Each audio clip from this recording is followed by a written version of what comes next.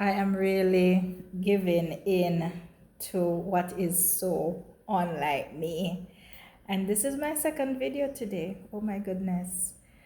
I met up on another YouTuber. His name looks like Biffily. Not even sure. He's a young man, 26 years old. And he made reference to DoorDash as someone who has inspired him. And this is just really growing its own arms and legs and becoming its own person, because here I am doing something that I've wanted to do for so long. But let's keep all of this in a nice context, which is kind of how my mind processes things. At the same time, it can be all over the place, my mind that is. But I need to introduce myself officially. Yes, my name is Sheri. Sheri has been a pet name given to me from a child, from a baby actually. And my last name is Sheriff. Now, just so that you see how interesting things can become, in my entire life, I never realized that the first few letters of my pet name are also the first few letters of my last name. Not until I got divorced and I wrote my first prompt journal, which is on Amazon, Journey to Emotional Wellness, that I looked at it and I said, but Sheri is the beginning of Sheriff. And I share that simply because I have opened my eyes to see things differently. All my life I've seen things in a particular way, one track, and not realizing that there are so many other tracks out there. So who is Sheri? I'm Jamaican by birth. I like to tell people I'm a global citizen simply because my range and reach has spanned continents. I grew up in Jamaica. I migrated to Canada at the tender age of 16. At that same time, at age 16, I had won a place on an intercultural program called AFS. And I had the privilege of going to Spain as an exchange student for a year, lived with an amazing family. And I know I'm telling the good parts of the story because there's a whole lot of other stuff mixed in between. But I left Jamaica as a troubled child. So the year I migrated to Spain, that was winter of 1988, the 18th of December, as a matter of fact. And I didn't want to go. I knew that the filing was being done, but I dreaded the whole idea of having to go and live with my father.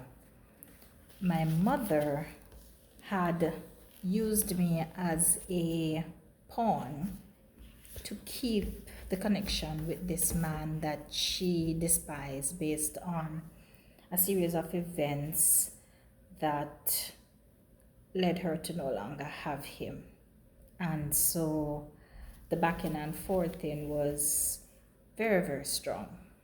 And of course, with that, she figured if she held on to me, he would always have reason to come to Jamaica, and she would always have a hold of some sort on him. Now, when I migrated to Canada, I had a very rough time. And this is the introduction to me, so we're not going to talk about Canada, but hopefully at some point, we'll talk about that. And that very same year, the following year, I would have taken up the place that I had earned that year in Spain. So I went to Spain, and Spain was a breath of fresh air. It was a break I needed. I was a very stressed child. I didn't know I was stressed at the time, but I was very stressed. My life was very stressful. My life was not the life of the traditional teenager. It was a hard life, and hard didn't mean I was carrying water in my head. hard meant it was emotionally draining, and the battles were constant with a mother who was less than kind. So going to Spain, living in a traditional family with mother, father, stay home mother, father who was an executive, he was a manager, he was a district manager, he had all the clout that most people would want, and they looked up to him, and I didn't even understand what his position meant. I just know that this is the man I call dad, and he cared about me. He really, really did. He made sure that I learned Spanish. He took it on himself.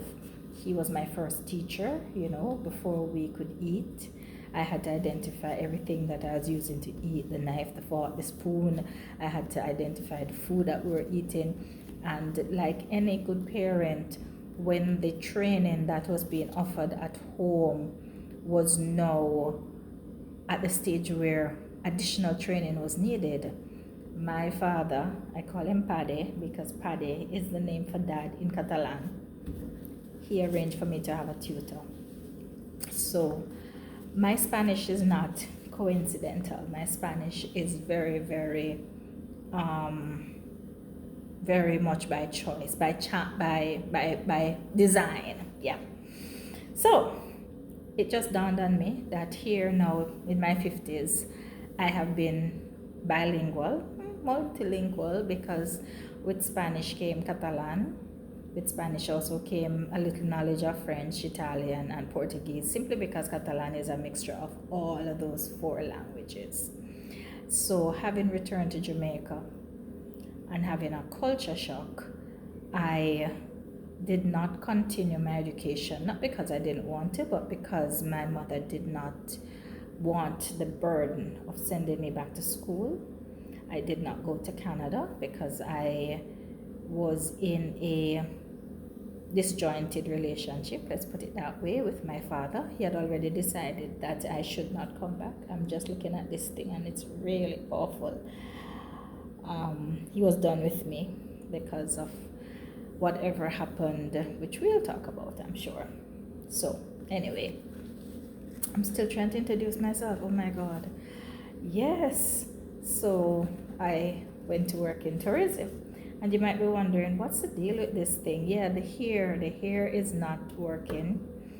And I am determined to overcome the hair. So my shawl has become my head tie. And I tell you, this is really a challenge. Although I liking it, because back in the day while I was a child, head ties were the norm. You like it? Look at that. I'm liking it. It's not bad at all. This is my shawl. Yeah, head ties were the norm, but somehow I didn't like head ties. So even me doing this is me stepping out of the norm. Everything that I've been doing for the past few years, and particularly this year, 2024, I'm stepping out of the norm and I'm doing something totally different. So fast forward, I am a business owner, and so I am able to work from anywhere in the world. I watched the digital nomads during the pandemic, and I had an affinity. I was like, oh my God, I'd love to be able to just travel the world and work, because basically what I do, I can do from anywhere. I just need a laptop, internet, and my phone, and I can really work from anywhere in the world. So why am I stuck in a little space and not fulfilling my desire to see the world, taste various cuisines, watch the culture of different countries unfold, meet fantastic people? Why am I not doing that? But it's easier said than done. Some people say it's easier felt than told, because what I'm feeling now really is hard to explain it. But I really wanted to be able to just be. And this journey that I'm on, as of right now, I have started to share with others that I'm a digital nomad, proudly so, because it's what I've always wanted to do. And so I don't know how long it will last, but my goal is to digitally live across Latin America and making it ultimately to Spain. That's my goal for a year. So if I could possibly cover Latin America, so we're talking about Panama, Costa Rica, Chile, where are we now? Peru, Uruguay, Paraguay, Argentina, and I'm sure Ecuador, Bolivia, Guatemala, Nicaragua. If I could do those countries over the next 12 months, then I would be in exactly the position that I would want to be. And for that, I am focusing on this YouTube channel because I need to fund this lifestyle. My job as a travel advisor, it potentially could take care of it, but things are changing. People are not using our services the way they need to use it.